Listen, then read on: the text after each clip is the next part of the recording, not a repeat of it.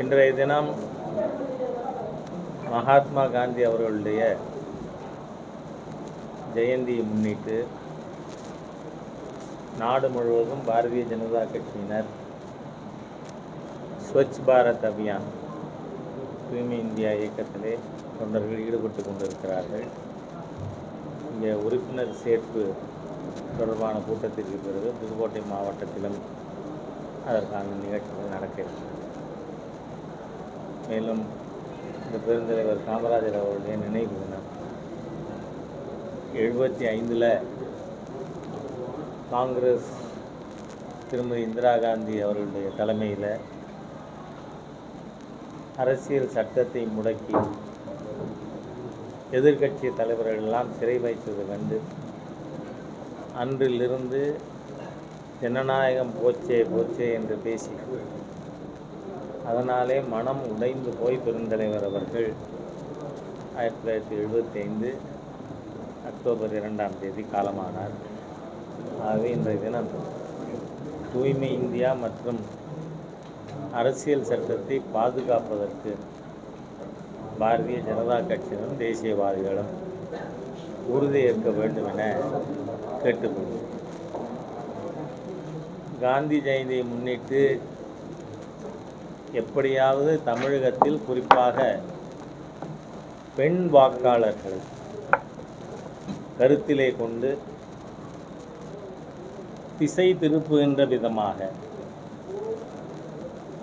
குற்றவாளிகளை காப்பாற்றுகின்ற விதமாக ஒரு கட்சி தமிழ்நாட்டில் இன்றைக்கி மது ஒழிப்பு மாநாடா இல்லை மது விற்பனை ஊக்குவிப்பு மாநாடானே தெரியாத மாதிரி ஒரு மாநாடு நடத்துகிறார்கள். தமிழகத்தில் இருக்கின்ற திராவிட முன்னேற்ற கழக அரசு மது ஊக்குவிக்கும் அரசு. ஏனென்றால் இவங்க 500 மதுக்கடைகள் டாஸ்மாக் கடைகளை மூடுறேன்னு சொல்லிட்டு 1000 கிளப்புக்கு அனுமதி கொடுத்துருக்காங்க. அந்த கிளப்பில் 150 மெம்பர் தான் இருக்கணுங்கிறது விதி. ஆனால் இங்கே தான் எதுவுமே விதிப்படி நடக்கிறது இல்லையே. அதனால் அதன் மூலமாக மது ஊக்குவிப்பு அரசாங்கம் இருக்குது. அந்த மது ஊக்குவிப்பு அரசாங்கம் அதனுடைய பிரதிநிதிகள் இந்த மாநாட்டில் கலந்துக்கிறாங்கன்னா இது யாரை ஏமாற்ற மாநாடு? இது மது ஒழிப்பு மாநாடா?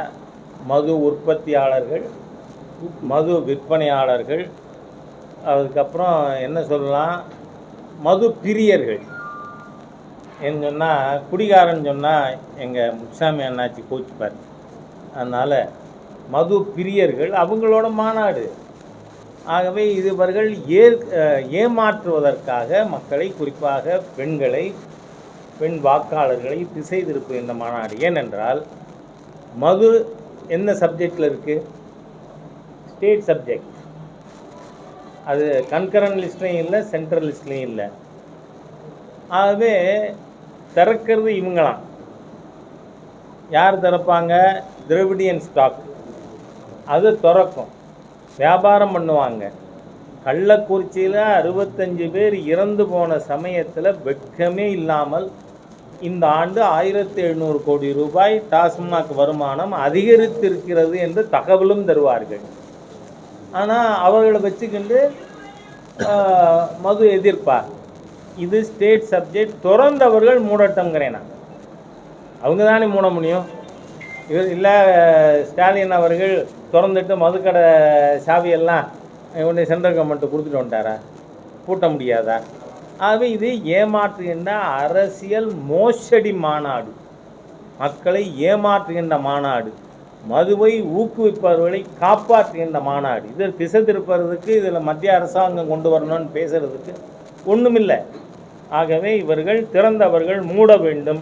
அதை சொல்லலேனா முதுகெலும்புள்ளவர்கள் நடத்துகின்ற மாநாடாக இந்த மாநாடையும் நாம் கருத முடியாது.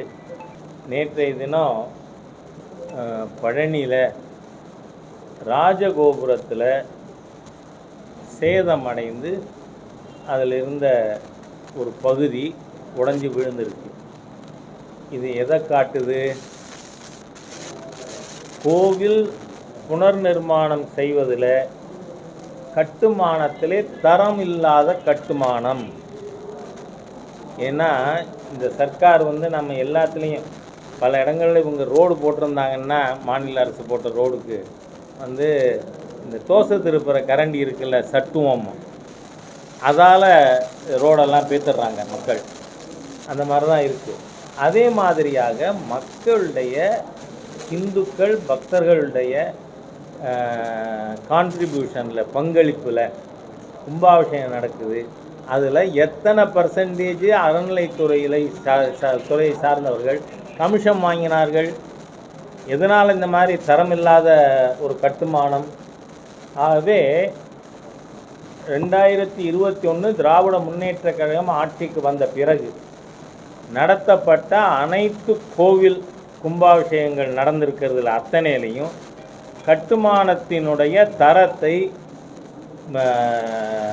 இன்வெஸ்டிகேட் பண்ணுறதுக்கு அரசாங்கம் ஒரு பிளாங்கெட் ஆர்டர் இஷ்யூ பண்ணணும். ஏன்னா எல்லா கோவில்லையும் நீங்கள் கமிஷன் திங்கிறதுக்காகவே கோவில் பணத்தில், பக்தர்கள் பணத்தில் கையாடல் பண்ணினதுனால தான், கை வச்சதுனால தான் இன்றைக்கி இந்த மாதிரியான அசம்பாவிதம் பழனியில் நடந்திருக்கு. இல்லை அங்கே போயிட்டு வந்து முத்தமிழ் கடவுள் முருகன் மாநாட்டுக்கு போயிட்டு முருகப்பெருமானை தரிசிக்காமல் வந்த பாவச் செயல் காரணமோ தெரியல. It's not good Oman to those who have taken oath a day before that. அந்த மாதிரியாக இருக்குமோன்னு. ஆனால் அறநிலைத்துறை ஊழல் துறைங்கிறதுக்கு இந்த சம்பவம் ஒரு எடுத்துக்காட்டு. இதை பாரதிய ஜனதா கட்சி வன்மையாக கண்டிக்கிறது.